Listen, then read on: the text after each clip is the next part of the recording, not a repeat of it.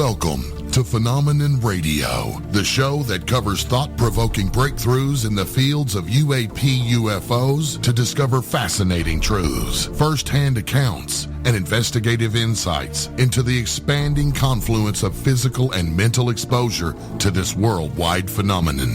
Hosted by Emmy award-winning investigative journalists, Earthfiles reporter and editor Linda Moulton Howe, and world-renowned experiencer of the 1980 Rendlesham Bentwaters incident, John Burroughs. And now, leading off tonight's program, here's Linda Moulton Howe.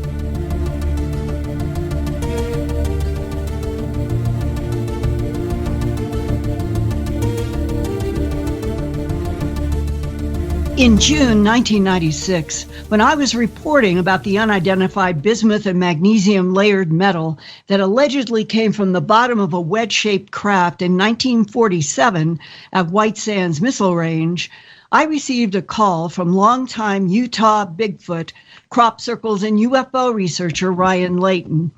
He wanted me to interview a rancher named Terry Sherman. 2 years before, in 1994, Terry and his wife, Gwen, had moved to a 480-acre cattle ranch in central Utah's Uinta Basin, south of Fort Duchesne, after the original ranch owners had left and eventually had died. It was not long before the Shermans noticed circles in their pasture grass and cattle missing and mutilated at the same time that unidentified aerial objects showed up in the skies day and night. On September 6, 2004, I interviewed Terry Sherman for Coast to Coast Radio with Art Bell. Terry told me about the box-shaped UFO craft that he and his family saw in the sky, quote, every time we've had a cattle mutilation, without exception. We've seen these box-shaped craft. It just propelled itself along maybe 12 to 15 feet above a road that goes through the ranch, close quote. Terry Sherman also described a bigger craft that he and his whole family saw. Quote, we've seen one that has holes, 4 holes or doors or lights or whatever you want to call them. We thought for a long time they were just lights, but after looking with binoculars at a very short distance from this craft, you can see depth and you can see into the holes. It looks to be just lights, kind of an auburn to orange, maybe glowing inside the holes. And when the doors or these holes are shut, you can see a spiral. The spiral comes covering whatever is over the lights, and then it spirals open and spirals shut. We saw a craft coming in and out of one of these orange holes. After we saw the craft above a field on the ranch, we tried to guess its size by measuring up the field. It was about 100 yards wide and about 300 yards long. That's 300 feet by 900 feet. That's the only real thing we've had to try to figure out how large the craft is. One night, Terry Sherman saw big orange lights on a large craft hovering right above a field, and he started running toward it. Terry Sherman told me that he, quote, I suddenly had the impression that I was in 2 places at once. First, on the ground, looking up into the craft at 2 humanoid men. Then suddenly, I'm inside the craft, where the 2 humanoids are arguing. He heard one of them say, quote, it wouldn't do any good if we tried to explain to him, because he would never understand what we are doing, close quote. After 2 years of feeling attacked and tricked and manipulated by the highly strange phenomena, the Sherman family wanted to escape all the high strangeness of their Utah ranch near Roosevelt and agreed in 1996 to sell their property to Robert Bigelow. He had established the National Institute for Discovery Science, known as NIDS, based in Las Vegas, Nevada, to study phenomena such as cattle mutilations and unidentified aerial objects. Later, Mr. Bigelow would also found Bigelow Aerospace, which works with NASA today on creating blow-up housing units for the moon and Mars.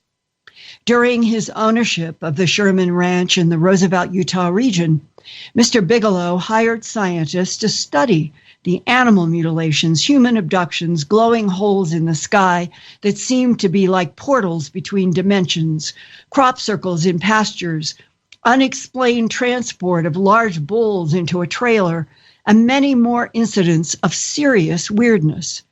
Now, in September 2018, has come a documentary film by Jeremy Corbell, who was given access to all the files and videotapes generated by Las Vegas Channel 8 investigative reporter George Knapp. He worked with scientists in the Bigelow investigation of the Sherman Ranch. After this short break, Jeremy Corbell will join us on Phenomenon Radio to dig into all of the bizarre and unexplained events that occurred in front of scientists and their equipment and their cameras. In the end, all of the scientists concluded, quote, "We still don't know what we are dealing with," close quote. The 2-hour documentary is called Hunt for the Skywalker. Hunt for the Skinwalker, which explores the haunted Sherman Ranch and the eerie Uinta Basin, where Ute Indians have long spoken of the dangerous skinwalkers that can take your cattle and may even try to take your soul. You're listening to Phenomenon Radio live on KGRADB. Tonight's very special guest, Jeremy Corbell, will join the show right after these messages. Don't go anywhere.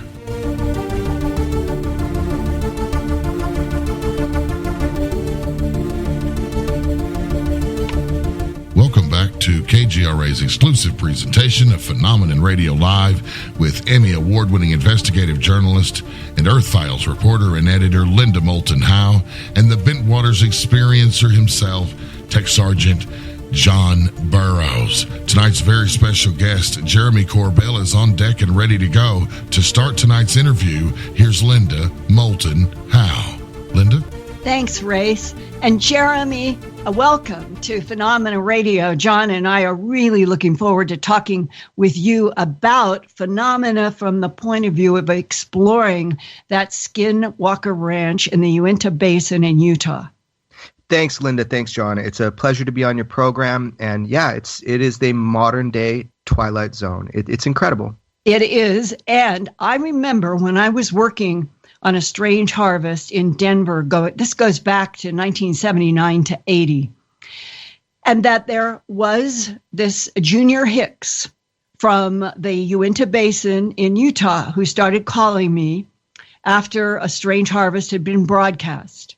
And he was talking to me about all of the cattle mutilations and UFOs, beams of light, strange creatures, even then in the early 80s. And one of the pieces that I remember he told me as my being a television producer in Denver, he said, the Ute Indians, and you had this sentence in your film, Search for the Skinwalker.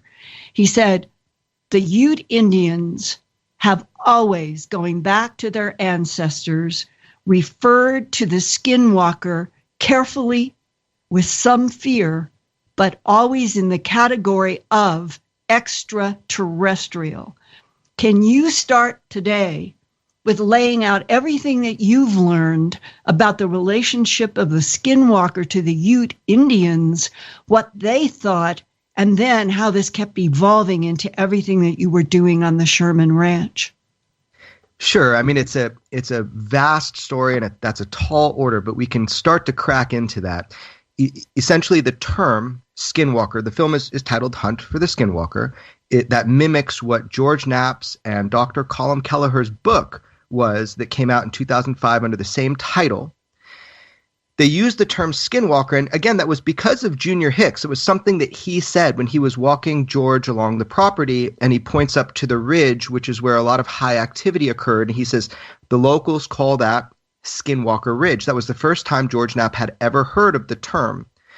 I do want to say that you really broke this story before it was a story. Mm-hmm. You did a 1996 interview with the owners of the ranch before it was bought or purchased by Robert Bigelow. Right. So you know better than anybody that this story, as it started coming out and came to you and then spread out to the world, it's so powerful because it is about extraterrestrials or aliens. It's whatever it is alien to us. That is for sure.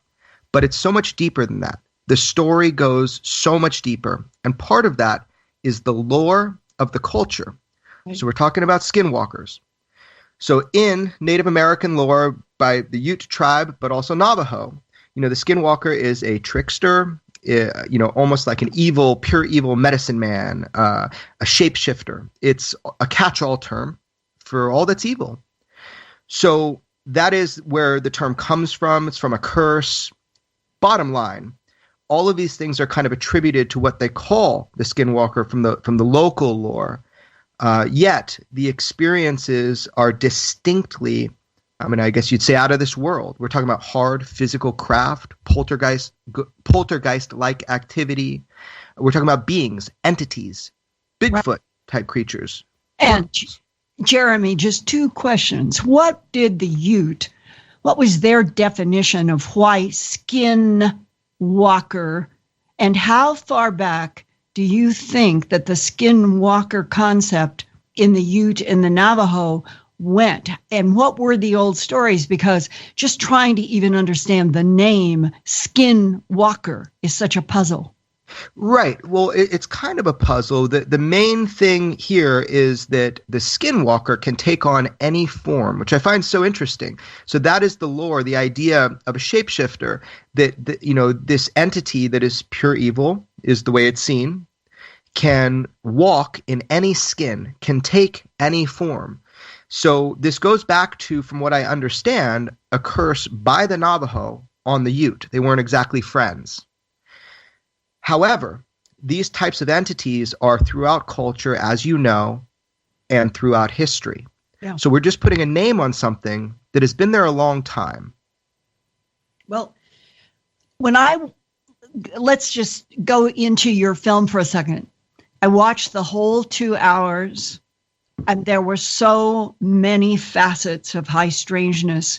And as the film unfolds, you begin to settles into you this eeriness about a geographic latitude, longitude, that the Uinta Basin in Utah has been famous for centuries, probably, of being an area of all kinds of strangeness and a lot of unexplained death. And when you get to the end of the film and your mind is looking back over the territory that you laid out in all of its complexities, the question that was left in my mind was, why would certain latitudes and longitudes on this earth, because this is not the only one, be associated with something that shifts and shapes and is involved with the mutilation of animals without blood and all other kinds of high strangeness? Is it because it's an alien presence and it is based underground, under the surface of the Uinta Basin? Right. I have literally no idea. However, I do find it fascinating that there are places on this earth where they say the world is thin, almost like there's a perforated reality between our reality and a reality which may actually be ever present and may have been here a lot longer than humans.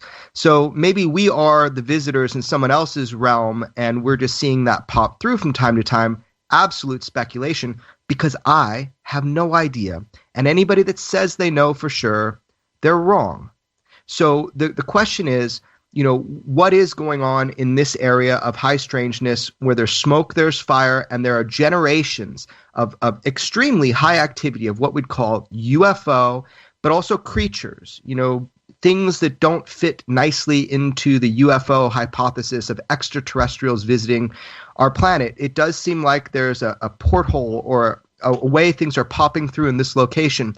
But again, we really don't know. And that's the fly in the ointment, as Dr. Colm Kelleher said in the film, that it doesn't fit a perfect, pretty picture of just extraterrestrial visitation. However, that might be a part of it. We don't know. And Jeremy, all of our listeners at Phenomena Radio, if you are at a computer listening and you have the ability to do a search, type in your search bar the word dire, D-I-R-E, wolf. And the dire wolf, this story, can you take us right back to the very beginning of how Terry, and I think it was his son, or it was father and son, they had guns. They had access to a 30-06, a 357 Magnum, and talk about from the beginning of what was happening and what showed up and what ensued. Sure. So this is featured in my film as described by Dr. Colin Kelleher. And I do want to say, when you watch my film, you know, you've read the book, hopefully, by George Knapp and Dr. Kelleher, but this film brings to life moments on the ranch during the active investigations. This is footage that can never occur again, and you get to see it as it unfolds. In the film, there's a moment where Dr. Kelleher is talking us through this experience. And I'm going to refer to them as the Gormans. I know the name is already out, but it's just, I'm not going to contribute to them, you know, having their lives turned upside down anymore. So I'll clarity, the Shermans asked to be called Gorman, or somebody named them Gorman, but the Sherman and Gorman are the same. And when I did the interview, it was with Terry Sherman. Okay, got you. You're right. So it is the same. So in the state of the book, you know, the Gormans. So there they are, and they arrive to the property, and you know, it's basically their first moment, and they're driving up, and it's picturesque. It is a beautiful property, by the way, and it's absolutely picturesque, and it is beautiful. And so there they are, and they're going to be raising their Seminole cattle, and this is a big deal as ranchers, as cattle ranchers. So they're coming up, and as they park, up walks to them, as reported by them, a wolf. I mean, not a dog, but a huge wolf, described as coming chest high from its back. So we're talking an extraordinarily strange sized wolf with kind of sentient blue eyes, something like that. This animal comes up and it almost is very docile, as if it's tame. And they're thinking, wow, you know, who has a wolf out here? The wolf then, you know, kind of sits around by the car, and in a moment of ferocity, grabs one of these cattle, one of these calves. The calf puts its head between the bars of the corral, which is this really interesting corral right by the drive port, and it snaps onto its head and starts tearing at it, trying to pull this calf through the bars. And so at that point, obviously to protect his livelihood and his assets and his animals, this is when the owner of the ranch at the time goes and tries to separate this beast animal from, you know, his calf. And, you know, first he hits it with a large stick, kicks it, tries to get it off, things not budging. And then, as you kind of described, ends up taking a number of shots at it from closer and closer range, from a pistol to a major caliber rifle. And it took about 6 different shots, as is reported in the story, and nothing. And finally, the animal, which should have been dead a long time ago — I mean, these rifles can take down an elk or a bear at the highest caliber — finally lets go of the calf and just kind of like saunters off, kind of looking back. There was a piece of flesh that came off the animal, but they are not UFO investigators. They don't even know anything strange is really going on at the ranch yet. So they said it smelled like dead or rotting flesh, but they didn't keep the sample. Off walks the animal. Terry was a tracker. He tracked it. And when he, you know, found where the animal should be, the tracks just lifted off as if it was elevated or disappeared. And it was extreme high strangeness at the very moment that they entered the ranch, and they still don't have an explanation. And that was unsettling to them, quite unsettling, obviously. And Jeremy, why I mentioned that dire wolf you want to see is because in your film, when they, I guess part of what they were examining were those tracks. And that working backwards into the history of wolves, the only one that Terry Sherman picked out as being the closest to what walked up and grabbed his calf was the dire wolf, which was extinct 10,000 years ago. Exactly. So that was what he and his wife both picked out from kind of a lineup of what type of wolf, you know, it could have been, because there are native wolves there. And unknowingly, they both picked out the dire wolf, which as you just said, has been extinct. But this is not uncommon for the area to have animals appear on the ranch that actually leave physical marks on their cattle that appear to be from another time. And that is one of the questions that I wrote down. Can you go into this idea that a latitude, longitude, like the Sherman Ranch in the Uinta Basin, where eyewitnesses have seen what look like holes in the sky that seem to tunnel, and that the hypothesis is that right there, for reasons that are not clear, that there is dimensional doorways that open and close. And if they are, if space can be bent, time can be manipulated. What kind of discussions did you and the scientists and the people who live there have about the whole possibility that it's like a crossfade in the Uinta Basin between time here and time someplace else?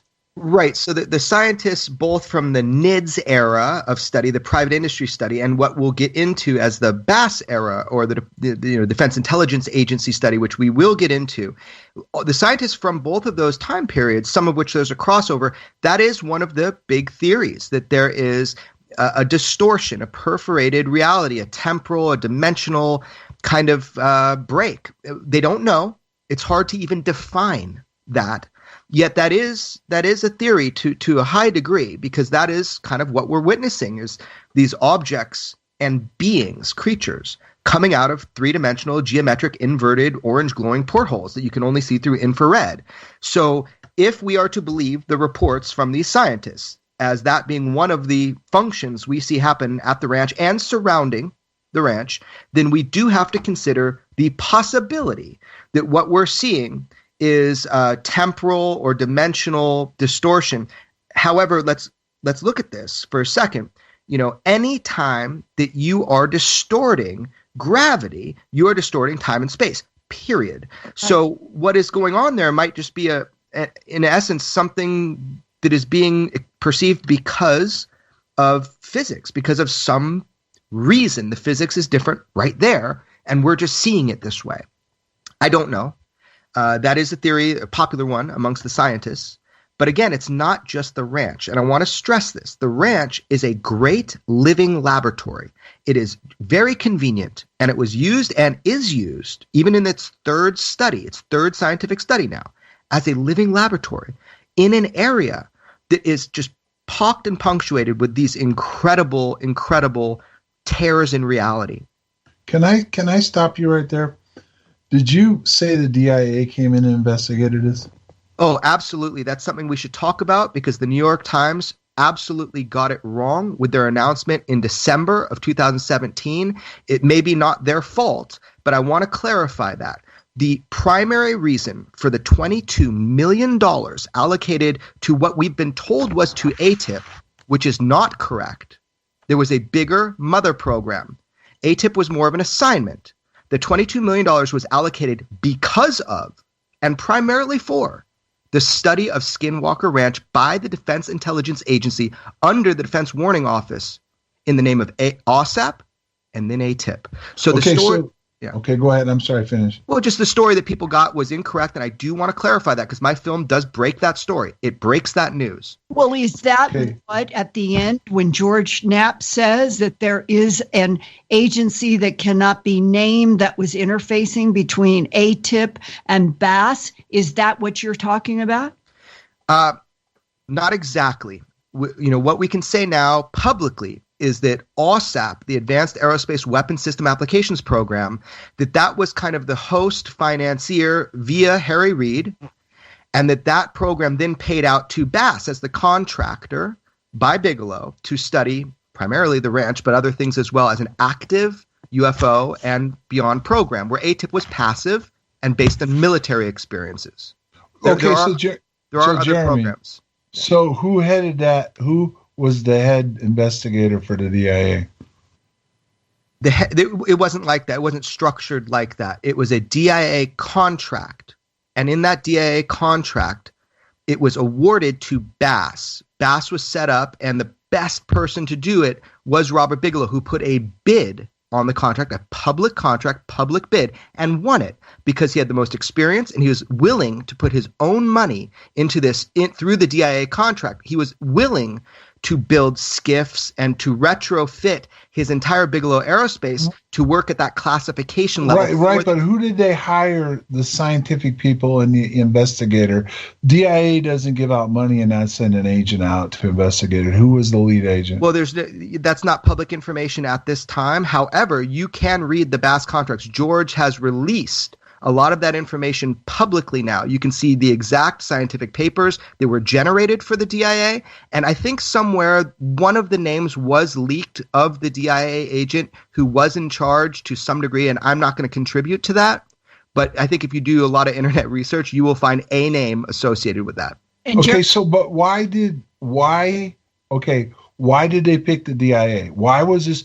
My first question is what was there that they gave to Harry Reid and company that they got the DIA interested in to come out and spend over, I guess, the majority of the money. So what you're saying is ATIP really didn't get any money. They just got to look at some. That's not what I said. That's not what I said, but I will clarify. ATIP was a benefactor and a communicator in some way with OSAP. Absolutely, but not the way that it's been advertised. I will answer your question about the DIA to the degree that I can, which is that how this all started was since Bob Lazar, Harry Reid being a Nevada-based senator, Harry Reid has always had an interest because he basically knew Bob was telling the truth. So, stop, right there. That's something that'll get passed over all the time. How did he basically know Bob was telling the truth? Right. So Please clarify that. Yes, I need to explain the story for you to understand the whole thing. So because of Harry Reid's personal interest in the Bob Lazar story, due to George Knapp essentially telling him, hey, there's this guy, he came out, his name is Bob Lazar, and Harry Reid looked into it on his own. And Harry absolutely believed Bob's story had integrity through a number of reasons, through a number of years, but that's not the story we're on right now. I'm giving you the setup of how the DIA got involved. So there he is, Harry Reid, over years, talking with George Knapp. Every time George Knapp would interview him for Nevada, they would step aside and they would talk about their favorite pet little project of UFOs. So it started with the Lazar era, but it continued over decades. So what happened is there's Harry, and George writes a book, Hunt for the Skinwalker. He tells him all about Bigelow. He tells him about what's going on, trying to get support in what's going on. In general, thinks this is an important topic of study. Harry Reid then contacts a number of people in the DIA, and he says, I really think you should check out this area. Think about it this way. You have what appear to be portholes with creatures coming through. You have craft flying through rips in the sky with a different sky on the other side. You have to imagine the Defense Intelligence Agency would be interested if this is A, a psychological thing that's occurring, or B, if there's actually soldiers and craft being deployed through dimensional portholes. Are you kidding me? What country would not want that technology from a defense intelligence strategy? So there you go. You get these DIA guys being sent to the ranch, and we're talking about badass military DIA guys being sent there to check it out. So there they are, and sure enough, the phenomenon makes sure that they have an experience, a hands-on, direct, personal experience. And explain what happened. Well, before I do, I want to ask one question before you do. Did any of this get captured by the Defense Intelligence Agency? Did it get captured on film? Do they have any evidence of this happening other than the people claiming what they witnessed? Right. So, I mean, if you watch my film, you will quickly see that a big point of the film was that whatever this is appears to be a sentient and maybe precognitive intelligence that is very aware of our technology, and whether you like it or not, oftentimes opts out from selfies on Twitter or Instagram. I mean, it is constantly elusive. This is what Bigelow ran into, and in fact, this is what the Defense Intelligence Agency ran into. However, there are things that were physical, tangible proof that occurred. For example, not to get too far off track, but I'll throw this down before moving forward. If you get a mutilated corpse of a human with its internal organs torn out, drained of blood, and missing an ear, you'd consider that physical evidence. Just the fact that we have an animal doesn't mean it's any less of physical evidence. But again, let's not go down that rabbit hole quite yet. I do appreciate your question, John, but let's stick to the point. Okay, and one other point I want to ask before we go forward, because this won't come up probably later. Anybody there with the DIA get injured during this operations? Because it was a DIA operations, right? Yeah, it was, as I said, the second scientific study that was done by BASS was a Defense Intelligence Agency operation wholly. We have documents for that. The Defense Warning Office, it was under them. Yes, and this is what OSAP was. This is what was created. So that is public knowledge. George has put out some DIA documents to prove that. So absolutely. Now you're asking, did anybody get injured? Did anybody during the encounter get injured? What I'll say is psychological injury. I mean, I'm not a psychologist, but yeah, I'd say people were highly disturbed. But no, the whole thing that people are physically injured through all this, it could be true. I personally do not feel that I have seen conclusive evidence that there has been direct injury from the phenomenon. However, I'm open to being wrong. Psychologically, absolutely, people were followed by what the Defense Intelligence Agency and NIDS called hitchhikers, which is where the phenomenon seems to attach itself to you and torment yourself and the family, even if you move through multi-states, like they did with Terry Sherman or the Gormans, and like they also did with the DIA agents. Let me answer your question. Defense Intelligence Agency. So I got through the part with Harry Reid, and I got through the part of how it came up with George Knapp, and they sent agents to the ranch, and this is how it all started. They had their own personal experiences. And then Linda asked, what were those experiences? Yeah. So let me just give you one, which is the experience that initiated everything, and I think I can talk about this without being too out of school. There was an agent in particular who went there, and as he's interviewing the people at the ranch, he looks over their shoulder and he sees what looks like a metal Mobius loop just presenting itself physically right there. He can see it with his eyes. He doesn't mention it to the current people that lived at the ranch, and he sees it and it presents itself even with some, I believe, some hieroglyphics on them. And Jeremy, just for a second, a Mobius is something that would possibly look like an infinity sign in the sky. It was very, very similar to that, metallic and with some hieroglyphics. And I don't think I'm speaking out of school, because I do believe George Knapp has reported on this reluctantly. I think he's done that. So yes, that is what was reported. That was one of the number of personal events by agents of the DIA that then did say something is going on there. And then they ended up talking with Robert Bigelow, and they realized that there is a huge opportunity, because they were and are aware of these perforated realities. They're aware of these locations. They have actually identified a number of locations, from my knowledge, that where this type of thing occurs. So high UFO activity, what appears to be paranormal-like activity, mutilations, as well as, just incredible violence to animals in general. So okay, all of this, Jeremy, can I ask you another question? Because anytime, this is stuff that gets passed over, and then people later on question why it wasn't brought up. Yes. Okay, you're saying, to your knowledge, the DIA knows of numerous locations or several locations where this type of activity takes place. That is the knowledge that I have. I am very confident with saying that Skinwalker Ranch was one of multiple locations looked at by the Defense Intelligence Agency under the OSAP banner. Do you know what some of these other locations are? I'm aware of a couple of them. I think so was the public. I think that one of those locations is what's the valley? You know it, Linda. In the United States or beyond? In the United States. Well, let's see. There's an area in Sedona, I know, that has magnetic field anomalies and...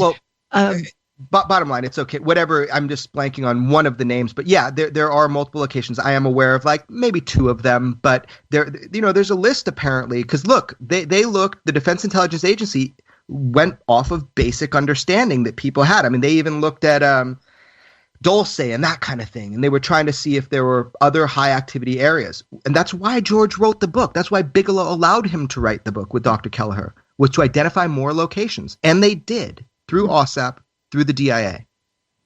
And do you know, or did you ever get any feedback from any of the DIA people that they actively work with technology to prevent magnetic fields from collapsing at certain longitudes, because they know that when magnetic fields naturally collapse, something from another dimension can come in here? I have no knowledge of that. Well, it is part of this story. Well, one other question, and then I'll let you get back to your story. Okay. So these agents, were they aware of these other locations prior to coming to Skinwalker, or did they learn about them through NIDS and other things when they arrived at Skinwalker? Oh, that's a fascinating question, and I don't know the answer to it. I from my research and what I've been able to uncover through making this film personally, on a personal note, I became very aware that these programs were active well prior to the DIA program through OSAP, and ATIP was in existence prior to when it's said to have been in existence. And I know that personally by individuals who were in position to know and have confided in me off record that ATIP went by another name. So as far as I know, they could have been very aware of this, but I don't know for sure. I just know the programs were existing and do exist now, and sometimes by different names. And before you go in further, there are DA documents that George Knapp has released. Yep, to they're support online. The fact that the DIA was involved. And on one other question before you go to the story, are they still actively involved? Yes. So to answer your first question, absolutely. Those documents were released in a news report. I can obviously send you a link to them. But George, there's 3 documents in particular that even define the programs that were done, the scientific papers that were generated for this. But yeah, 2 in particular with Defense Intelligence Agency written on the front of them that talk about OSAP and what they did. There's more to come, I'm sure. That's all I'll say about that. But there's more to come. You know, I don't think someone like George announces something without really great stuff to back it up. And to a degree, it's already been backed up. I don't remember your second question, but absolutely. Are they still doing this now? Are they still investigating? Yes. Okay, so that's really important. So think about it this way. It was released by the Pentagon in a 3 to 4 part script done by 3 or 4 different Pentagon press agents, these lines that were said. One of the lines that were said, I collected them all and compared them, by the way. So I'm very clear what the script is. I made a copy of it. These are the 4 statements they made, the Pentagon, about this program. ATIP. One of the things they tried to do was mess up the name. They tried to tell people it was advanced aviation weapon, and that's BS. But that's wrong. It's aerospace. It's absolutely wrong, but that's part of the sleight of hand they were trying to do. They should know because it was a Pentagon program, and we now have documents that prove that. That is part of what George put out. We proved that. So now you have to already look at the Pentagon spokespeople and say, what else are they telling us that's BS? Another thing they said, by the way, every one of the 4 statements they made was BS. So one of the things they said was that it ended in 2012. Think about that for a second. If you believe that for a second, then why is the gimbal video from 2015, right? That's obvious that they didn't stop collecting data in 2012. And in fact, Lou Elizondo says that when he left the program, it was still going. It is still going. When you change a name or you change funding sources, does not change the fact the same people are in control of the same subject. So yeah, it's still going on. And in fact, John, I will tell you this now, and I will be proven right later, but I'll put it on the record now, that there are multiple UFO programs going at this time that are not being named right now. And there are 4 in particular that will probably come out. Right. And was Lou Elizondo then working for ASAP before he was assigned ATIP? So that's a little complicated, and Lou should probably answer that for himself. OSAP was basically a funding contract set up through the Defense Intelligence Agency in order to handle the study that Bass bid on and ended up doing, which focused on the ranch, but then went broader into associated UFO phenomenon.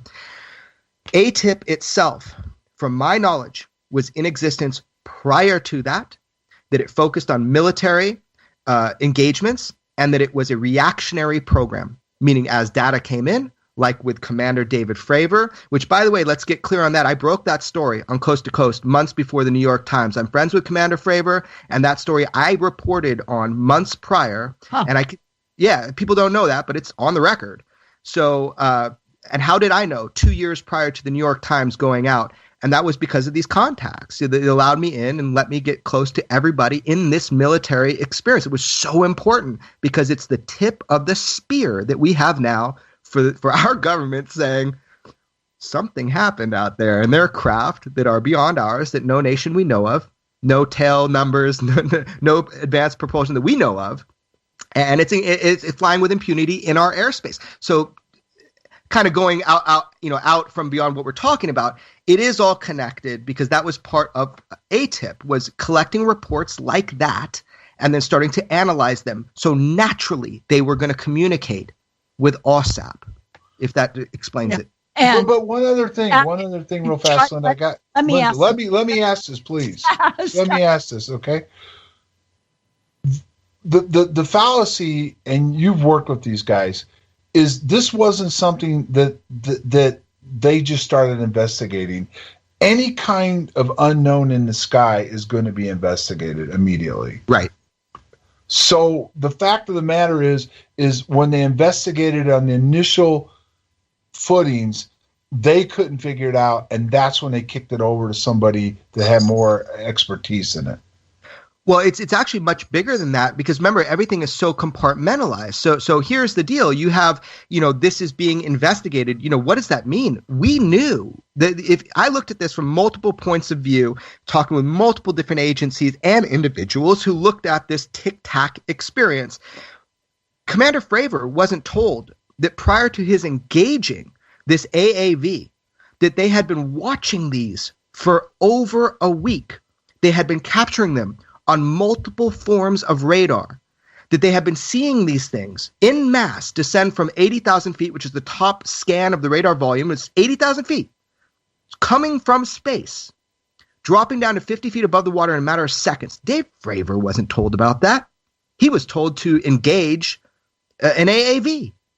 So my point is, there is so much more to this story that has yet to be really understood, but it is fascinating that ATIP used this as the tip of the spear, that Lou Elizondo used it as the tip of the spear when coming forward about this information. And what I was going to say is the acronym BASS.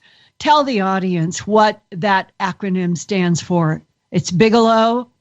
Yeah, so BASS, Bigelow Advanced Aerospace Space Studies, or Bigelow Aerospace Advanced Space Studies. Okay, and if I have understood, then ASWAP was the we'll call it above what was happening with ATIP, and BASS got the money though from did it get the money from ATIP or ASWAP? Yeah. Okay. So let me try to break these down for everybody in a very logical way, because this is these acronyms, which are kind of supposed to make it a little bit easier, sometimes make it a little bit more difficult. So you have OSAP, which is Advanced Aerospace Systems Application or Weapons Systems Application Program. So OSAP is kind of the funding source. Now, from that funding source, you have BASS, which is kind of what came after NIDS. NIDS, the National Institute of Discovery Science, that was a private program by Robert Bigelow. But then BASS was a specific DIA program. It was specifically designed for this DIA contract, Defense Intelligence Agency contract. And BASS, Bigelow Aerospace Advanced, Space Studies, that was created to take money from OSAP through the bid to study this stuff. ATIP, Advanced Aerospace Threat Identification Program, I am telling you, that was in effect prior to this and will continue to be in effect after this, even if it changes names. And that was a reactionary program. So I hope that clarifies all of these funny acronyms that are supposed to make it easier. So ATIP is still going.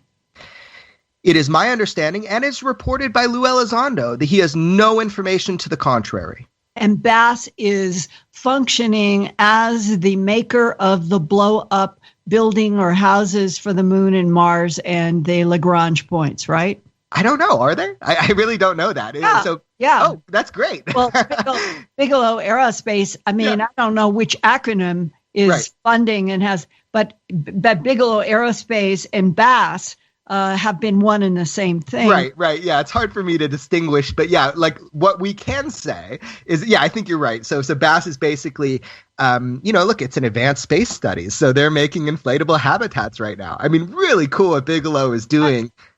Yeah. Right. Yeah, it is. And then So now what we've identified is that the Defense Intelligence Agency has had a great deal of interest in the issue of, are there portals that can either be provoked between dimensions, or there are natural openings because of magnetic field collapses on the Earth and possibly other ways, but that trying to study anywhere there might be a portal, a link, a physical connection between this reality and another reality, it comes right back to the whole point of what was happening at the Skinwalker Ranch, right? I mean, what's interesting is that from my understanding, the Defense Intelligence Agency has had a hand in a lot of the extraterrestrial programs for a long time. That's something that I've started noticing as I kind of research this and talk with individuals who maybe won't go on camera. It appears that there has been this kind of back and forth of power between the DIA and a couple other government agencies who kind of has custodianship of this. But here, let me throw a monkey wrench in here, which is that part of the reason why the study ended up being shut down, the basic study, ran its course, 22 million.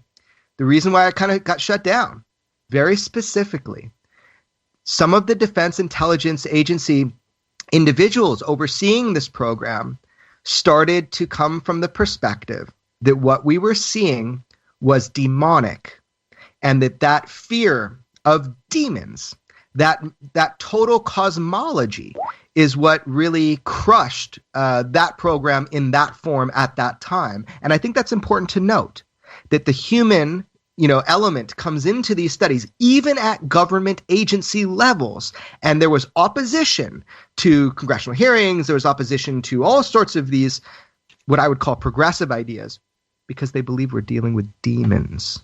Well, now, a demon, by definition, historically, some spell D-A-E, like a daemon.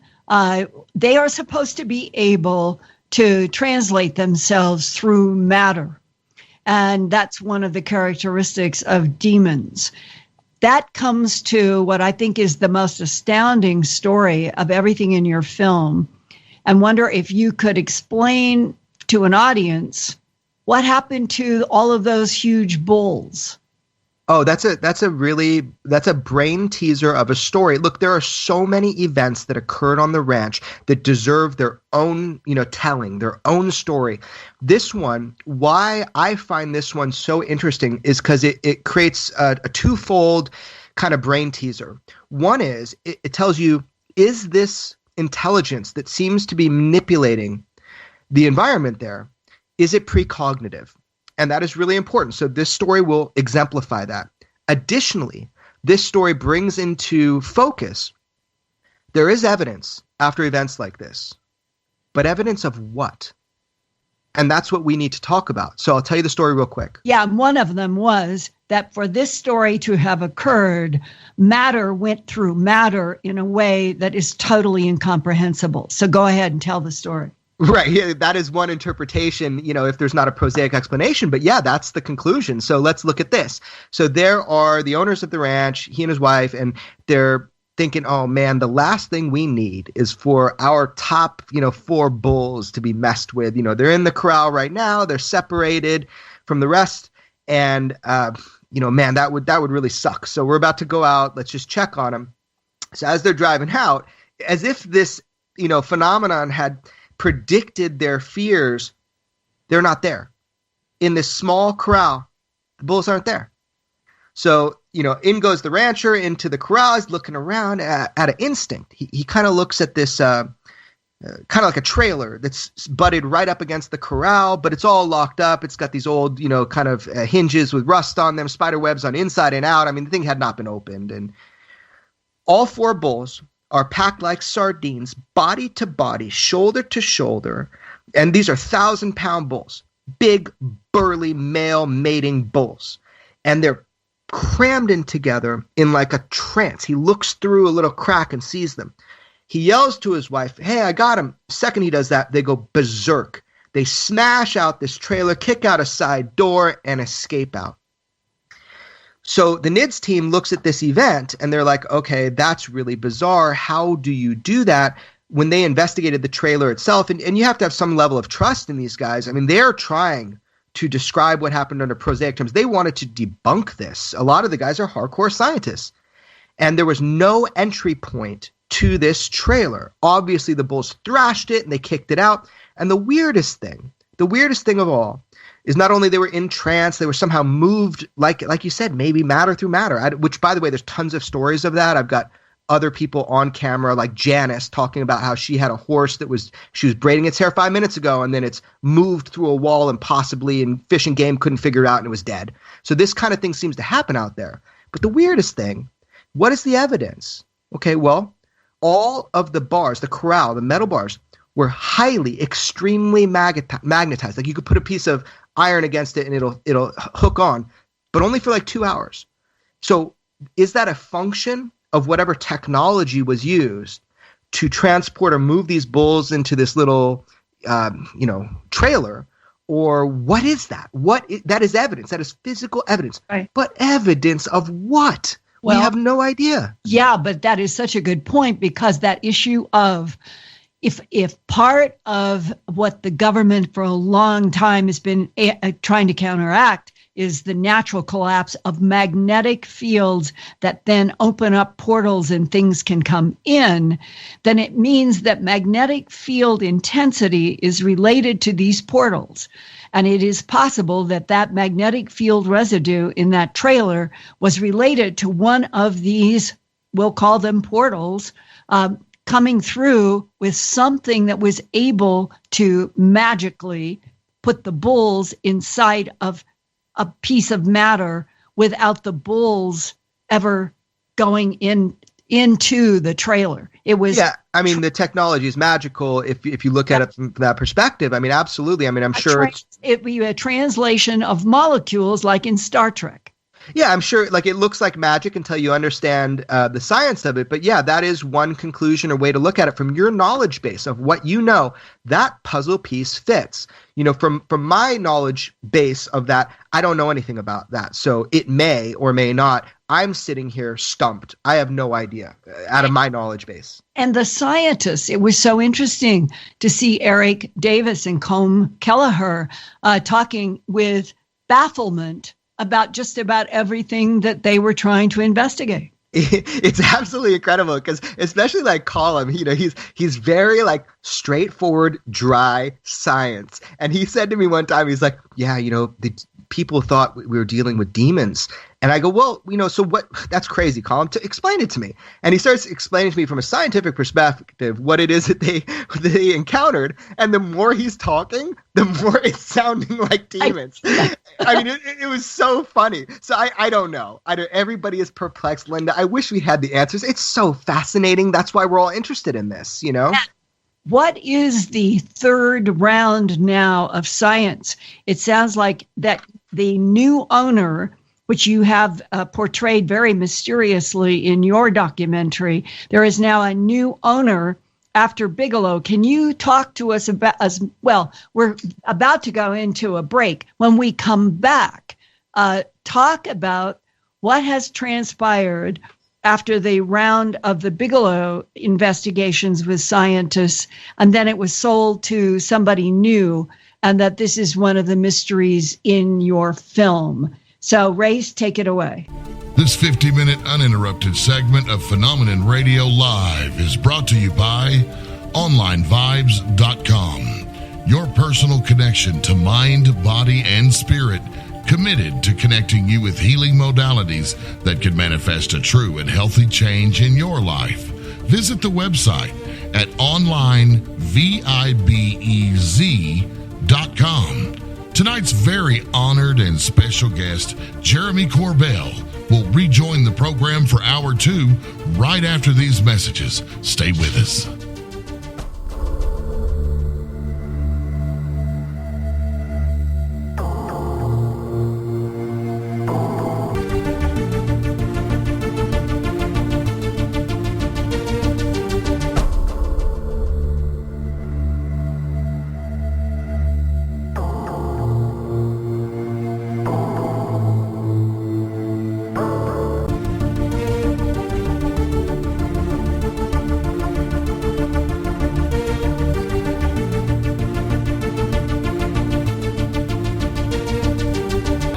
Welcome back, everyone, to Phenomenon Radio Live. You're listening to it exclusively on KGRAradio.com, the KGRA digital broadcasting station, Salt Lake City, Utah.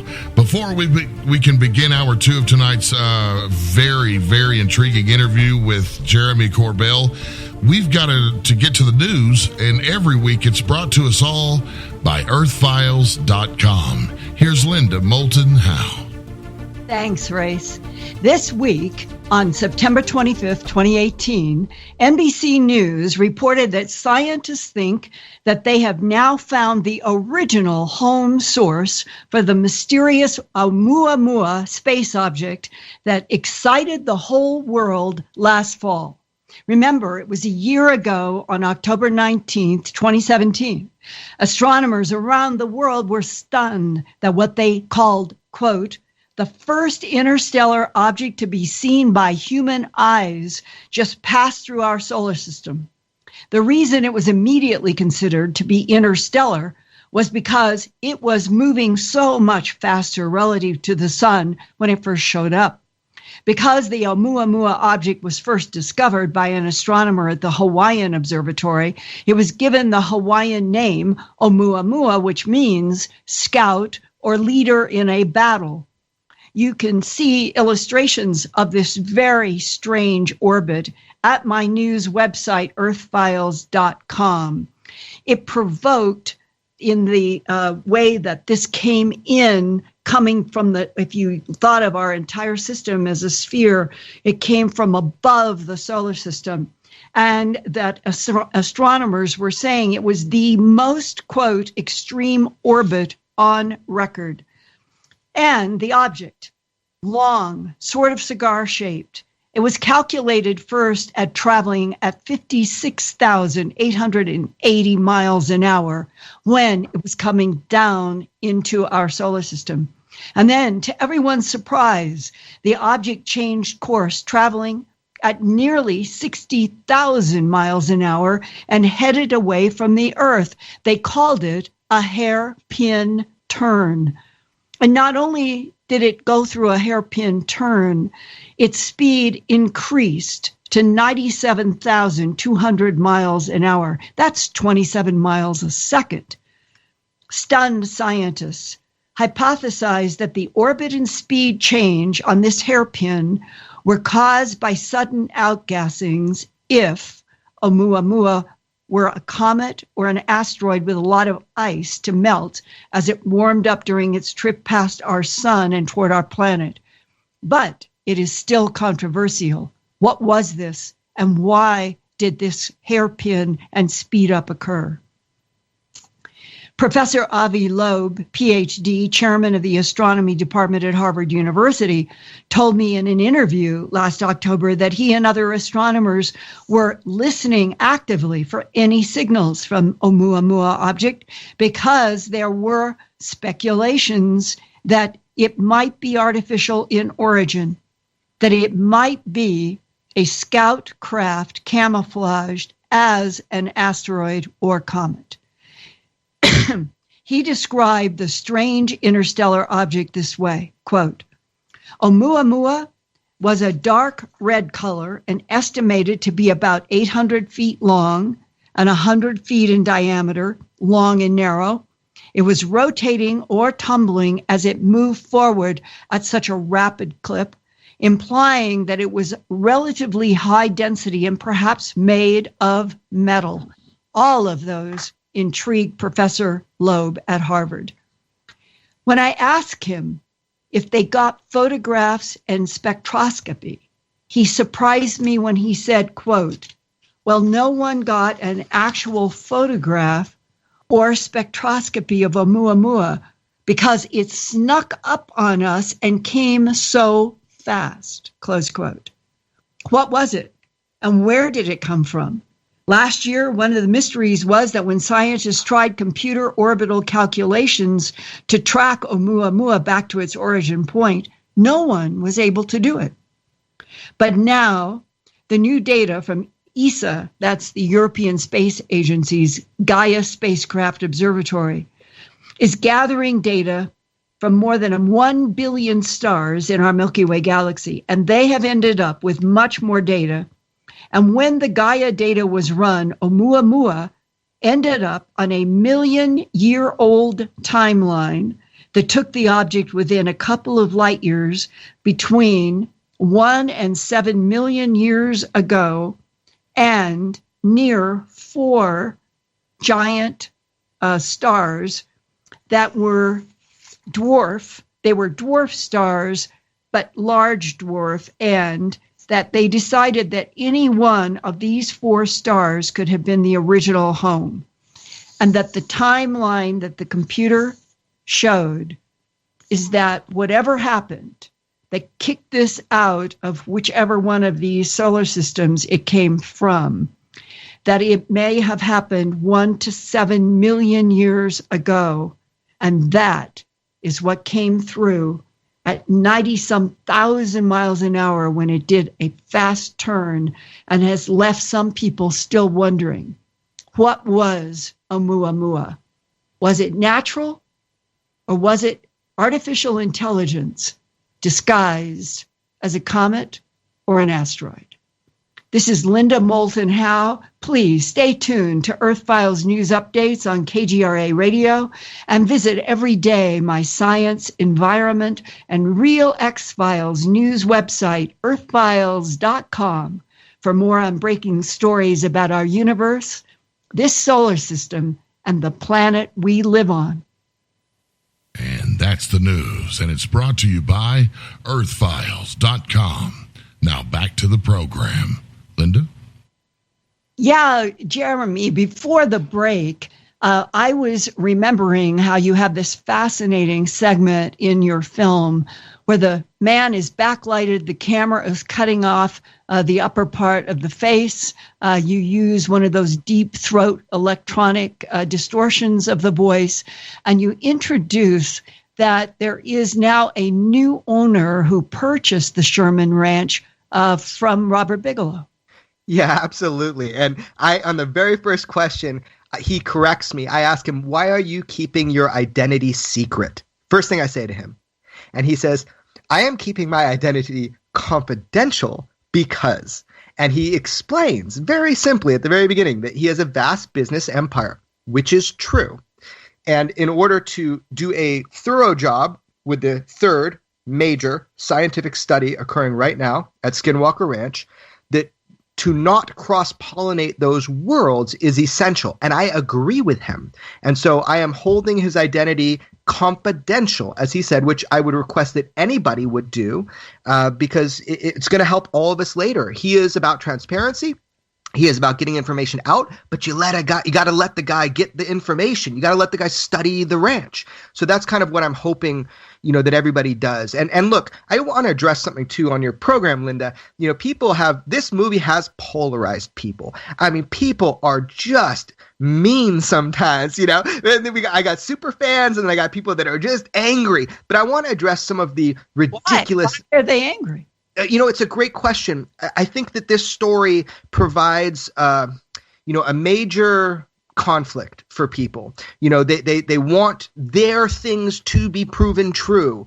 So I think that might be it. But people were very polarized. I have never received so many physical threats to my well-being, nor love letters. People that are like, oh, it's an amazing movie. All I know is this has taken over social media. It has taken over the charts. The AP News just announced we are in the top 10 of independent documentaries in the world. Huh. So this movie has seen, and that was on AP News 2 days ago. So basically, this movie has seen a lot of success. But with that success, it's majorly polarizing. I mean, besides the things people say personally against me and about my filmmaking, they're attacking the film sometimes negatively, saying there's nothing new in this film. Oh my gosh, are you flipping kidding me? For the first time ever in history, you get to see footage from active investigations from the NIDS and beyond era. You get to see the first on-camera interview with Robert Bigelow talking about the ranch that has never occurred before in history, has never been publicized. You have never seen it. You see it in this film. Additionally, you get to see the new owner footage, modern day on the ranch. This footage is more restricted than Area 51. People have more images of Area 51 than they do of Skinwalker Ranch. So you're welcome. Okay. The new owner going on camera was a miracle. I couldn't believe it. So yes, I do hide and keep confidential his identity. But the whole point is he went on camera, and he went on camera to tell you what he's doing now. Yeah. Which is what? What is he doing? What's the third round of science?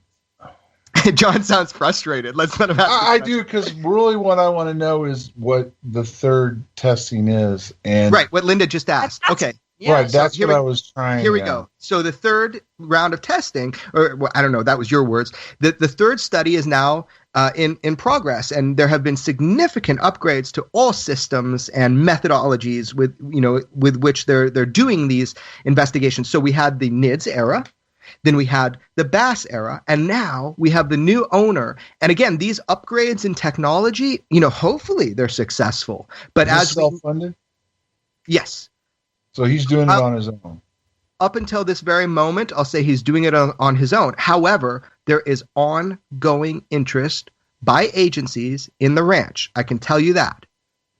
So what he's doing now is he's upgrading technology, and he's really trying to get data and video footage and try to understand it from even the geological abnormalities that are seen at the ranch. They are trying to document, as he said in my film, they're trying to document all of that. Now, the question is, if this is an intelligent phenomenon, if this is a precognizant phenomenon, then, and if it knows of our technology and doesn't seem to be very appealing that it wants to be on Instagram with us in a selfie, well, then we have a problem. Like Terry Sherman said, as you call him, as the rancher said, we need to treat this like an intelligent animal, and we need to hunt it and stalk it as if it's a sentient intelligence. So I don't know who's right, science or the rancher. And Bigelow said at the end of the film that whatever they did, it outguessed them. Oh, yeah. And it did so in hilarious ways. I mean, it had a sense of humor, I guess you could say, other than like eviscerating animals and just, liquefying dogs. I mean, the thing did have a sense of humor when it came to the scientists just kind of messing with them. At least we have to pretend it had a sense of humor, because some things were funny. Like? Well, like how Robert Bigelow said, they were outguessed every time. One of the farewell gifts that was given to the scientists, who tried to communicate with the phenomenon through rudimentary things like jacks and with cards and with, all sorts of things. You've got this ice circle that appears, and there's no rhyme or reason. It couldn't have been made by somebody kneeling on the ice with weight bearing, scratching this millimeter thin thing. We know it was made by tools. It's almost like it gives them something to think about, but it doesn't let them gain any major information, like a performance by a trickster. I mean, that's the way Robert Bigelow talked about it. These are performances, and what they're going to learn from it. So do you have any inside information about whether the new owner is still working with the DIA? At this moment, the new owner, what is understood is that the new owner has taken on this study through the purchase of the ranch to try to get more information and try to get down to the bottom of the mystery, like all of us want to. His dealings with the DIA or with Senate intelligence or anything he might be doing, that is something that would only come out through the new owner if he decides to let that out. But I think it's very premature to begin with. Let's give the guy a second to breathe. Let's give the guy a second to do some work. We will all benefit from it. So what did the DIA learn on the Bass test? What's been made public on that? Well, I think more and more is being made public about that. Again, everybody needs to absorb the basics of what I'm saying. The basics of what I'm saying, and so far, I have proven with George Knapp, is that OSAP was to study the ranch. The $22 million was not, they didn't give $22 million to ATIP. That's not how it happened. ATIP was there before. So OSAP was the beneficiary and through Bass. So what did they learn? Well, I think they came away from it in very similar, as NIDS, which is that here's a phenomenon. It does appear to be what we'd consider interdimensional. And the way I can say that, John, the reason I can say that is because when you look at the list of the 38 different scientific papers, that those papers very specifically deal with things like interdimensionality. So obviously they were looking at that. Obviously that was a big part of the study. So what did the DIA walk away with? Well, hopefully we'll see a much more thorough report from them. I've got a question. Did the same scientists that were involved in NIDS work with the DIA this time? Yes, some. Okay, well, there are other scientists that haven't been identified. Oh, majorly, about 50 plus. Okay. But I'm telling you, you can find out who some of those scientists were if you just read the documents that George Knapp released that list those different scientific papers. They have names associated with each paper. I'm surprised more people are not going after this lead. Well, what about the papers? Have you read the papers? I've read a number of the papers. Can you summarize some of them for us? Oh, gosh. For our audience tonight? Unfortunately, I'm not a big-brained scientist. However, if you look at the documents that George did release, and you look at the titles of the papers, I think that will be very telling in a way, because the titles of the papers deal with things like, vacuum energy applications or, aerospace propulsion, field effects of biological tissues, anti-gravity studies, superconductors and gravity research. I mean, there's just so wormholes in time space. I mean, these are the things that were studied under the Defense Intelligence Agency. So obviously these are the core questions that they have. Let me ask you a question. Do you consider yourself an investigative reporter? I'm a filmmaker and I do investigations. Okay. Did you contact the DIA and ask them to comment on this film or on the papers that have been released through George Knapp? Yeah, interestingly enough, so there was, I'm trying to think how to talk about this one and make sure it's cool, but yeah, George, when he released some of these DIA documents, he did reach out to the DIA. And obviously he got these documents, right? So we have to think about that. But through the DIA asking, what is the process to make sure these are totally unclassified, right? And they said they do not have a retroactive process once documents are in the hands of journalists, which I thought was really funny because that's crazy. But apparently they don't. So to answer your question, that has been done. And then also, obviously, there's people in the DIA informing this work. I mean, obviously, there's some way that I'm getting access to this information and George's getting access to this information. So that's pretty cool. I mean, to get heads up on certain things. I do know that the film has been passed around in intelligence circles and people that have been associated with the study of the ranch, which is very cool. I think people should watch it. I think they're proud of their work, in fact.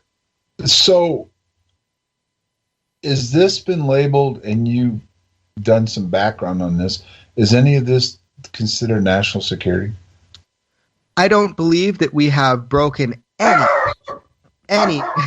your dog might disagree. I don't believe that we have broken any national security issues. I mean, this has all been, very much documented in the open with support from a lot of people. No, I didn't mean you guys. I meant, does the DIA and the people that study this say this has national security implications? Well, that is precisely why they allocated the study and the $22 million through the Defense Intelligence Agency. That is their job. That is precisely why they're doing the study of Skinwalker Ranch and allocated that money. Is to, like I said before, Linda was laughing, but I'm serious. You have craft coming out of portholes and warriors and creatures crawling out. Oh my gosh, what a super army. Are you kidding me? You can insert, your agents, anywhere you want in the world with craft. I mean, that's a big question. So yeah, it's all about national security. And John, I do want to say, it's also science. It's scientists interested to figure out the nature of reality. That alone is incredible.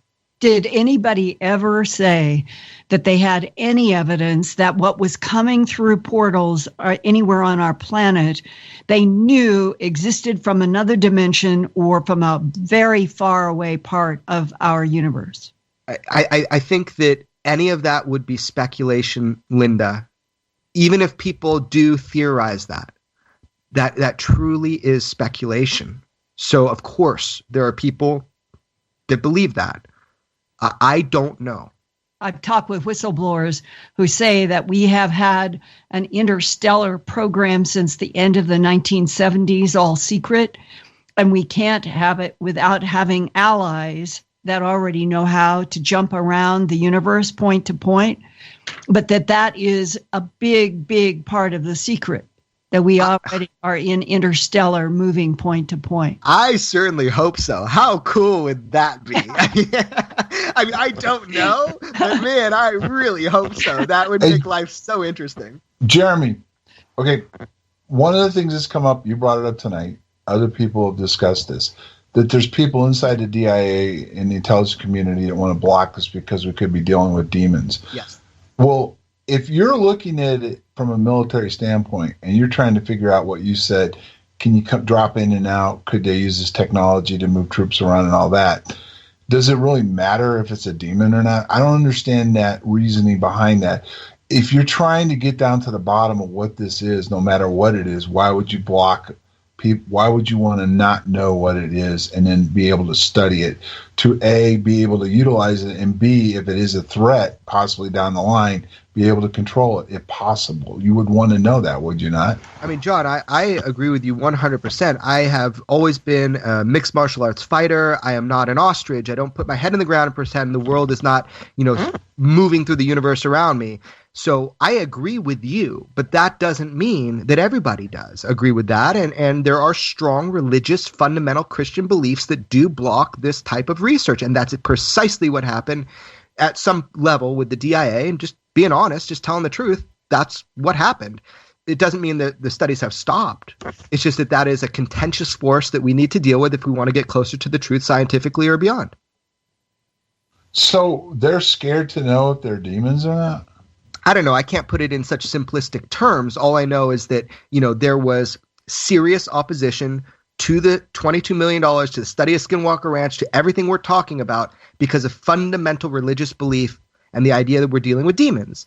Now, it's fun to say. It makes the story really sexy and cool, but let's not get off point. The point is something is happening in the Uinta Basin and other places on this planet. We are being told a narrative. Back in December of 2017, the world learned that there was a secret Pentagon study of UFOs, and we learned that through the New York Times. Before that, we were told 1969, everything ended with Project Blue Book, although we decided and we, actively said, well, that's probably not true. We now have definitive proof. But the real story is much bigger. There wasn't. Yeah, but here's the problem, though. Okay, first of all, ATEP made sense. It wasn't that earth-shattering, and what I mean by that is simply, it doesn't take anybody with common sense has got to understand it. Something that's flying around in the sky that can't be identified 100% is going to be studied and it's going to be looked at and it's going to try to be analyzed. Where is it from? And who is behind this and what's the technology? So that's not the shocking part of this to me. That's got to go on. Anyone who thinks the intelligence agencies aren't doing that on a daily basis is naive. The part that's stunning is that the majority of the money went to study a ranch and the DIA was involved in it. I agree, John. I agree with you. I'm trying to make that point very loudly, is that there wasn't just one UFO study. There were two. And the Pentagon's other larger investigations delved into mysteries far more profound and disturbing than alleged alien aircraft like ATIP. It's focused on a living laboratory and paranormal hotspot known as Skinwalker Ranch. I am saying that clearly and loudly. And I agree with you that is very shocking. But that is the truth. That is how it went down, and there's more coming out about it, but there's been a lot already proved about that. We are telling the world this is the truth, and it is the truth. Was Bigelow involved with NIDS or Bass in any other locations other than Skinwalker? Oh, most certainly. So they're well aware of these other locations, and they've studied these areas? Most certainly. And none of those can be released as of now? No, I think he has. I think, look, NIDS had a website for a while. Linda will remember that. I mean, NIDS really put out a lot of information. But it was not organized in the compartments we're talking about tonight.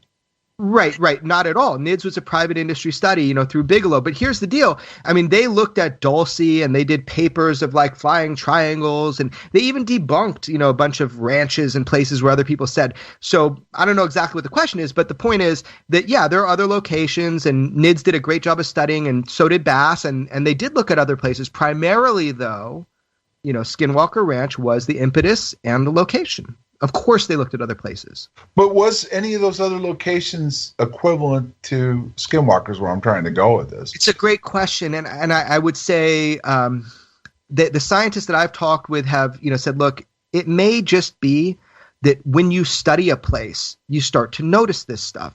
If you throw a dart at anywhere on the map, quiet the city noise, this phenomena could be occurring everywhere.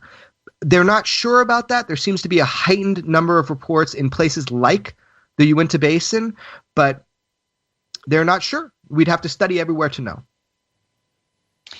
And what about you mentioned, I think, in the film, that in some of the phenomena that they were questioning if they were dealing with holograms?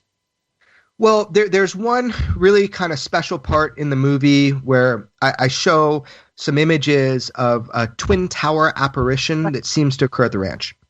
And this was the kind of thing that would occur that we could only assume it appears to be some sort of holographic projection. We don't know. Nobody knows. There's so little on that event in particular. But yeah, people wonder that. Are these projections? But the thing is, there's too much physical evidence. There's too many things for it to just be a holographic projection. A hologram might be a byproduct of something else. That is a question relevant to that huge dire wolf-looking animal. Was it a sophisticated hologram that the human could not distinguish from organic? But that we are dealing on our world, as it comes up in the human abduction syndrome a lot, that there are holograms being projected by an alien intelligence that the human mind cannot discern. How will we ever know? I mean, if a hologram is so perfect, it's like the Matrix. Eat the steak, tastes like steak. I mean, who knows? How will we ever know? But it is a fascinating idea. Well, now it comes down, like sitting around that fire with people from DIA. Did you talk about the different types that come up in the abduction syndrome of blondes, of reptilians, of ebens, and that sort of thing? No, we didn't get into that. I tried to stay very specific about the ranch.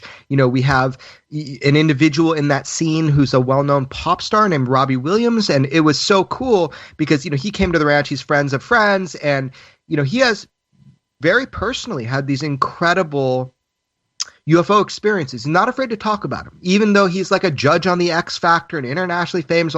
He doesn't care. He's just telling you what happened to him. So at that campfire was kind of just a way to reminisce and talk about kind of our personal experiences. I loved that part of the movie. That's why I put that in there. But to answer your question, Linda, there's so much going on at the ranch immediately in front of your eyes. We didn't really theorize past that. Well, I had a question about Dark Canyon. Oh, yeah. How the Utes, or the Navajo, but the Utes especially there in the Uinta Basin, what is their perspective on this strange, eerie, dark canyon? Right. So the reason we went there is because Dark Canyon, remember, all of this was off limits by the tribal elders. Nobody has ever been given right to go film there and take that footage off. We had to get special permits. All of that was because of George Knapp's great 20-year relationship, with the area and the people in the area and the tribe. So we got right to go film in Dark Canyon, and it is dark. You look at the film, I mean, it's just pitch black, thick forest, right? The reason we went there is because we were with two tribal guides, and that is an area where they say the Skinwalker lives, and it follows the river, the water, down past through Skinwalker Ranch and out towards Bottle Hollow and those areas. So that area specifically is known in native lore by the Ute tribe who occupy the area to be the home of the Skinwalker, which again is this shape-shifting evil entity that you're not even supposed to utter its name. So the fact we could go there, talk about it, film there, just from a cultural perspective, was huge. And do the Utes or the Navajo have any explanation for why an evil Skinwalker would be there? Well, I mean, it's because of a curse from the Navajo to the Ute tribe, from my understanding. But again, this lore, it goes back since the beginning of recorded human history, this idea of shapeshifters. But let me just say this. It's so funny, Linda. Like, you interview people and they start to trust you, and then they tell you the weird stuff because it's stuff that they don't want to tell you because they can tell you about a craft maybe that they saw in the sky, but there's always more. As you know, Yeah. There's always more to the story. So as you kind of earn the trust from people over the years and you break that barrier of Native American culture, right, which is another huge barrier in trying to understand certain stories, naturally skeptical of outsiders, right? But once you start to do that, you begin to notice, like the guy Corey in my film, my favorite case, hard, physical, tangible craft, UFO. He could have jumped up and hit the tail end of it right there. And everybody in the basin saw the lights from his location where he saw this thing. Even that story, that was just the beginning. It projected into his mind as everything else went silent. You're going to really miss your family. You better go back inside. You're not supposed to be seeing this. Go back inside. And he did. So even in the Uinta Basin, where there's this Native American lore to try to describe what's going on, kind of like the miracle of Fatima, how we're trying to describe what's going on, but maybe technologically, there's something greater going on. Maybe those are our ability to describe this is based on culture and our human language. But maybe there's so much more going on. And that's what I think, personally, about the Uinta Basin. And in the current world, there have been people that have contacted me about seeing beams coming from under the ground, they say, out of Uinta. And I think it's happened in the Sherman Ranch area as well. And people have a hard time trying to even describe, Linda, it looks like beams of light are coming from under the ground, up and out. Did you ever see that, or did anybody in any of the science studies monitor these beams? Yeah, there's a photograph of it in my film, little Easter eggs all throughout my film, because again, what does it prove? But there's a still photo from a security camera of a fan-shaped series of beams that came up out of the ground. It's something that's reported there all the time, as with the sound of metal on metal, like locomotion grinding under the earth there, as well as disembodied voices just above your head. All of this is reported on a regular basis in the Uinta Basin, particularly surrounding the ranch. It's one of the many, many strange things, like the blue meanies, which are these blue orbs that come in and invoke an unrealistic, an unnatural amount of fear in the brain as it's floating above. These are the things that incinerated the dogs. So all of this has been seen. Now, what have I seen? You know, personally, I am more skeptical when I am there. I personally didn't see, but on the last trip, there was something reported to me. This thing was following me. So apparently the activity is going on out there. I'm just kind of like Inspector Clouseau. I miss it all. You know, I stumble over it. So I didn't see it, unfortunately. Maybe I dodged a bullet. But, you know, I did see lights in the second homestead where there's no artificial light. I don't know what that is. It was from a distance. The whole thing lit up like a Christmas tree. There's no artificial light out there. We went down there. There's nothing there. I don't know what that is. It's lights. It's lights. So I can't tell you that I've had a car crash-like experience with the phenomenon where beyond a shadow of a doubt I've experienced it. But everybody else has. Another question I had were those the photos that you showed of those huge scoop marks, 3 to 4 feet in diameter in the pasture. Right. Dozens of them, I think, was the quote. Did anybody do soil compression or examination of the surface to see what might have been, what was capable of doing that huge scoop? That was very early on before NIDS was deployed onto the property. So from what I understand, they kind of missed that window of opportunity for those scoop marks. But as you're describing, hundreds of pounds of dirt, no entry point. I mean, there's only one way in and one way out, you know, and the owners didn't see anything. And yeah, so no, I don't think scientific analysis of the scoops were done. However, extensive scientific analysis was done on everything from the mutilations to soil composites to geomagnetic energy to everything. Yeah.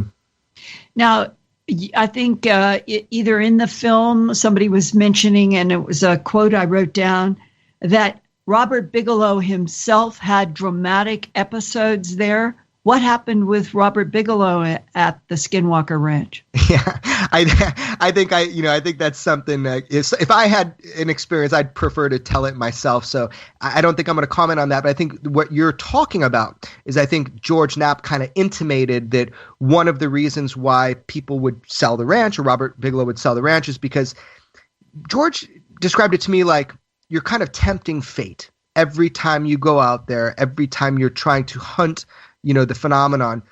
If any of this is true, it's like a virus. It'll attach and spread and to loved ones.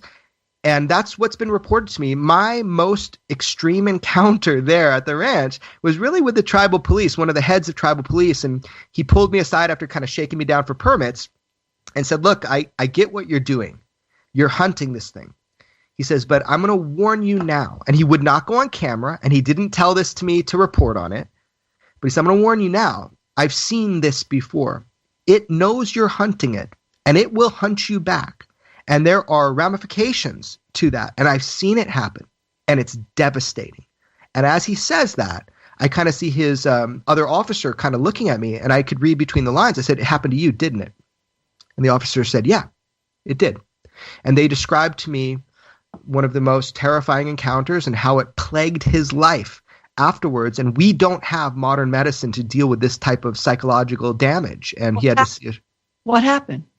Well, so he was on patrol, and he had always heard about these things, and they do see UFOs. Like, he showed me a video on his cell phone of a huge UFO over the basin. Wouldn't give it to me. Said maybe one day. But, they have these encounters all the time. But he says, we don't seek it out. It's like a car crash. It just happens. So there he is on patrol, sitting in his car. He looks up, and he says there's a giant bipedal kind of wolf hunching over in the middle of the road. And it notices him. He notices it. For about 2 minutes, he looks at it, pops on his siren and lights. The thing gently stands up, walks off into the forest. I said, well, how big is big? And he points to his police cruiser, which was a huge SUV. And he says, bigger than that. And he was dead serious. And it sounds comical. It sounds like a comic book. Anyway, what happened after? He said, it attached to me. It followed me. It started to harass my family. It would creep outside my house. He goes, I don't know how to explain it. And it's not like the first time I've heard this. I heard this from DIA guys, from all sorts of scientists involved with this, that this can happen. So that's what he reported. They had a shaman come in. They actually had a shaman on deck for us if we encountered. One night I spent out in a high activity area right next to the ranch by Bottle Hollow, and they had a guide with me. And if anything encountered us, they had a shaman on deck. They take it very seriously. And I'm not one to question their style. So anyway, nothing bad happened to me that night. But yeah, that was his concern, Linda. He took it very seriously and still does. Yeah. And what about illness? It seemed to me that a part of your film was implying that people think that their cancers and early deaths and all are related to interaction with the phenomenon. Yeah, I'm not implying that. I'm saying that. Yeah, very clearly. I ran into a number of incidents, and I documented one right there that tells of, well, actually two, that tells of physical illness after getting hit with a light from above. So the woman in the film named Janice, she has a son who came down with MS right after being hit with this light. And it was very concerning to her, because did he get this just on his own, or is this a product of being hit with the light? And the reason she's asking that is because her direct neighbor, who died of a very, very rare brain cancer, within 10 months of being hit with one of these lights that so deeply burned his skin that he jumped into the river and just started splashing the mud on his face to cool down, went to her house the next day and was just so red. It was like a thick, swollen, his face was like a pad. And that kind of thing not only happened to him, but a couple other individuals in the local community that everybody knows about. So the question lingers, very real. It's very tangible. It's very real. The question lingers. Are these tragedies we're having, these medical tragedies, are these associated with getting hit with these lights? And they don't know. And they don't know if it's government or they're questioning, is it alien? They don't know. And it could be microwave. It could be terahertz. And John is the one who brought terahertz into the Rendlesham Forest discussion with what happened to his heart. And did terahertz come into any of the discussions with the scientists? I mean, I wouldn't say specifically that term has come in. People are obviously, this guy got hit with some sort of what you'd consider like a microwave. Whatever the hertz was of that, we don't know. There's no way to study that now. But the point is that, obviously there is some sort of mechanism to create this injury to people. What do the Utes and the Navajo think that the Skinwalker wants? Fascinating question, and I would not even pretend to begin to be able to speak for the Ute tribe that in that area. I don't know. I think from their culture, I think it's just from what I've been told, it's an entity, an intelligence that takes on many forms, that lives there, has lived there longer than them, and that they respectfully co-inhabit with it. And from all of the interviews that you did, like with Eric Davis and with Colm and others that were there operating from a scientific point of view, was there anything that occurred that the scientists themselves were especially impressed by? Yeah, well, I think, George did a lot of great interviews, especially with Eric Davis, Dr. Eric Davis, like during the investigations. And I think that the whole thing was perplexing. From what I understand from everybody that I've talked with, the whole thing was perplexing. They were coming at it trying to get some baseline understanding of what is generating this type of activity we call high strangeness. And I think they failed. I think they couldn't use science as a way to properly describe what's going on there, which in my sense, it's very hopeful for me. I think that's very cool. I think that makes us expand how we look at these types of phenomena. Look, if we all had a perfect photograph or a perfect video of these entities and intelligences or these spaceships, the mystery would kind of be over on one sense, or maybe people just wouldn't accept it. So I don't think there's any piece of evidence that is core or key. I think the whole thing is evidence. I think the whole thing, the whole story, even the witness testimony is so important, because we use witness testimony in murder trials. So being able to assess if this testimony is valid or not, who is talking, what is the testimony, is it told from multiple perspectives, is so valuable to us. And I think we should not throw the baby out with the bathwater, and we should look at witness testimony as evidence. But I don't know, Linda. It's all perplexing, isn't it? Well, and does it relate directly to advanced aerospace threat identification program that Luis Elizondo introduced a year ago? In other words, is threat there not because it is trying to leverage money from Congress, but does DIA, NSA, CIA, NRO, do they really consider that we are dealing with something that really is a threat? Okay, well, let's back. That word is really polarized, and that's intentional. And so let's talk about that. When I was under the radar dealing with the Nimitz UFO case for 2 years prior to the New York Times, talking with Commander Fravor and about 12 other witnesses to the event of high rank, some of them, okay? When I was doing that work quietly, silently, everybody referred to the objects as AAVs, anomalous aerial vehicles. The moment this gets into the press, everybody changed the acronym. Anomalous aerial threats, AATs. Now, why, Linda? Why do they do that? Why? Well, I mean, like you said, isn't that a great way to get funding? Oh, we're being threatened. Let's get some funding. So in my opinion, that is pure. If they were a threat, we would have known by now, So in my opinion, this is absolutely to invoke financial gain, However, I do understand the basic premise that anything unidentified is considered a threat by our United States military until determined otherwise. And that has been directly stated by Lou Elizondo to try to explain that to people. So I do think it's both. I think it's very powerful to use the word threat.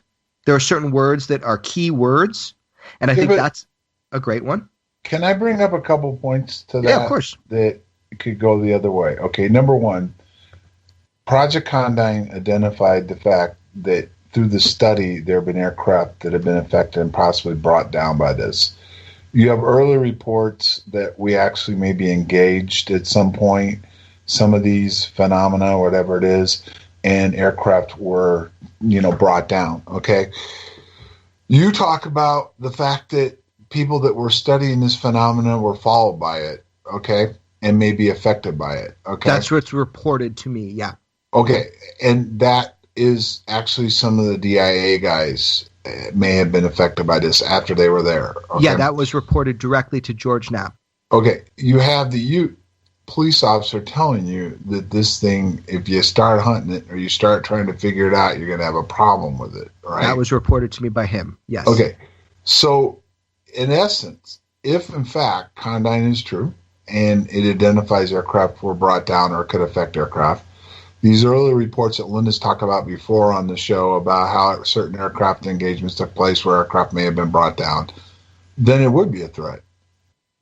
Oh yeah, I think that's the whole point. The whole point is we don't know yet. But I mean, if you talk with Commander Fravor, he doesn't tell the whole story. I did tell the story before he went public, and then everybody backed off of it. But we're talking about active jamming, the idea that his weapon systems, which is intimately integrated to his optic systems of radar, were essentially shut down. So if that is true, which he backs off from now, I mean, as a friend, I'm not going to push him on it. But if that is true, yeah, he admitted on the interview I did with him, that is an aggressive action. That is a threatening action. So by nature, I will agree with you that these things should be looked at as threats. And I think it's a good point the military makes. I also think it really helps with funding. But yes, that is the point. Until we know these things, although they seem benign, although they seem to want to do their stuff, in general, they're not bombing us or shooting down our craft. So what is the real threat? The real threat in the military perspective is near misses. And that is a legitimate point. I will tell you this.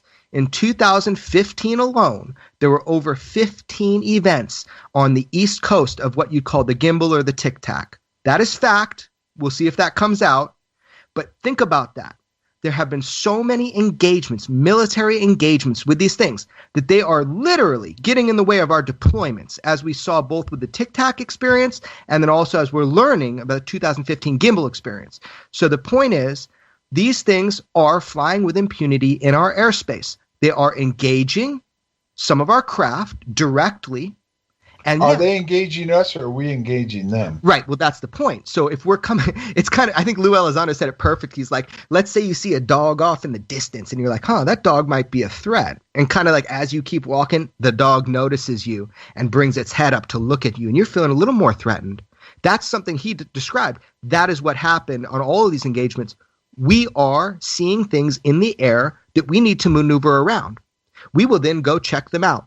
When we check them out, there is a response.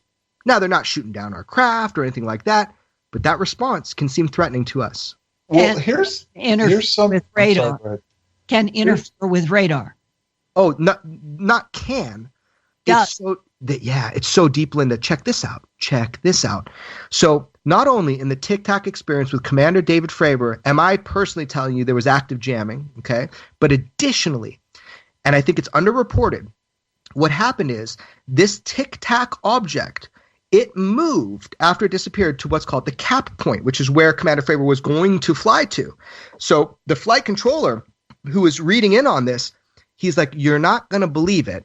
The object has moved to your cap point where you're going to go to. Now, that was an encrypted communication every 15 minutes that has changed the encryption.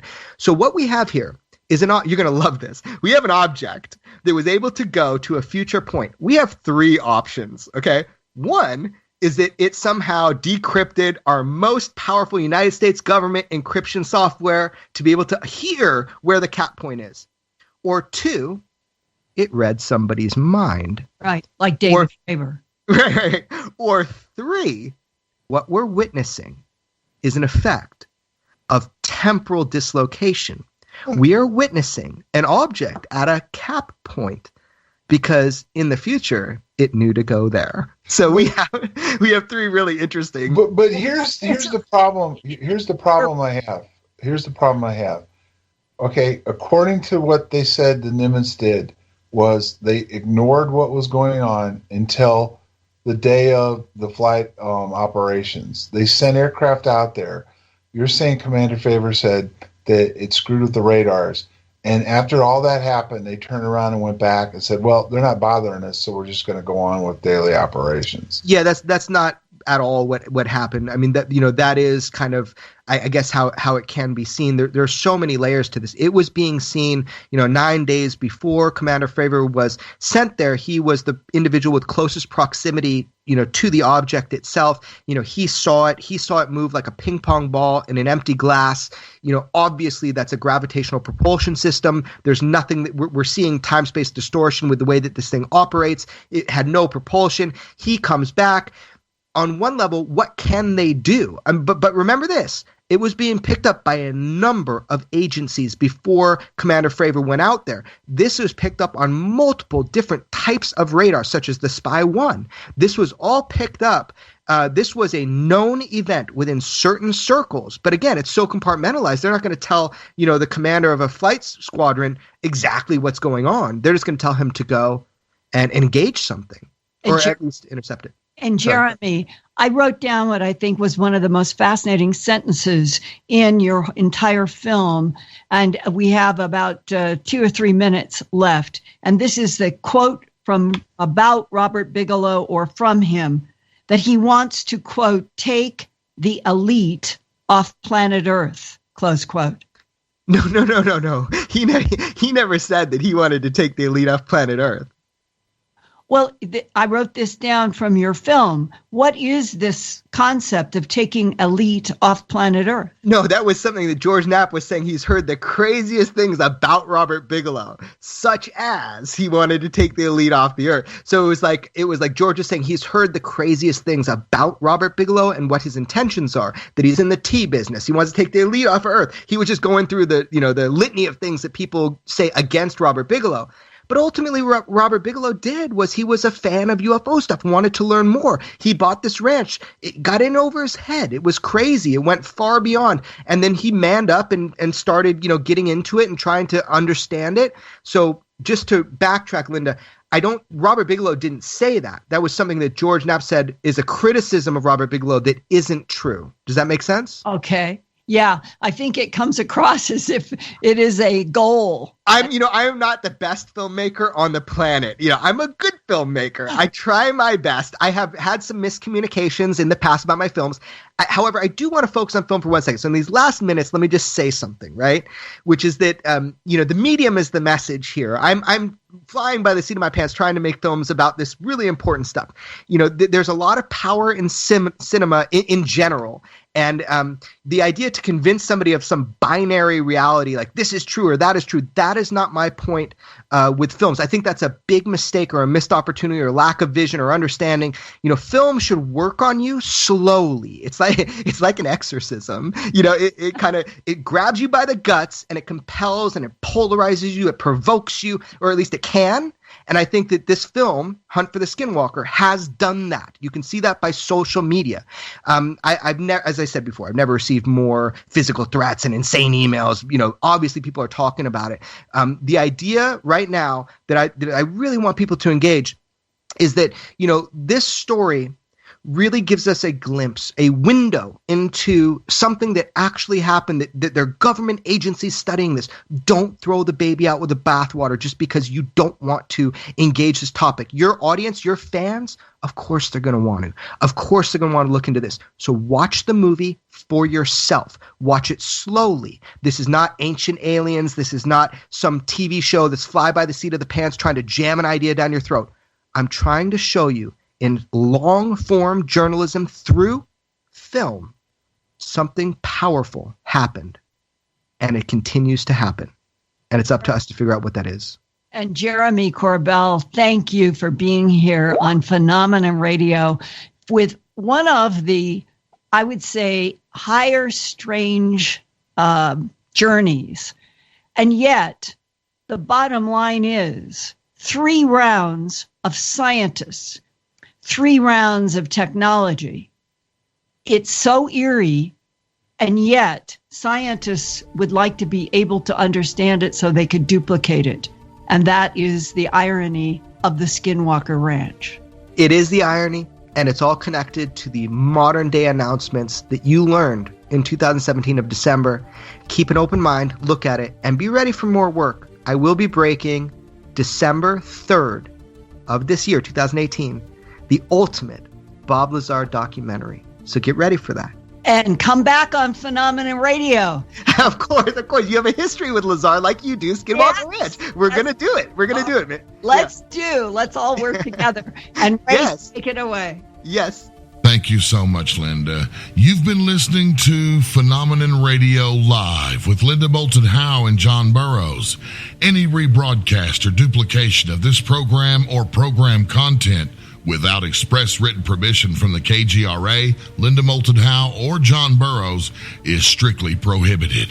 The Phenomenon Radio Show, in direct cooperation with the internet website Earthfiles.com. Ladies and gentlemen, for John Burroughs, Linda Moulton Howe, I am Race Hobbs, thanking Jeremy Corbell so much for taking the time to come on the program tonight. We look forward to having him back in the near future. Very talented filmmaker and very informative. What a great show.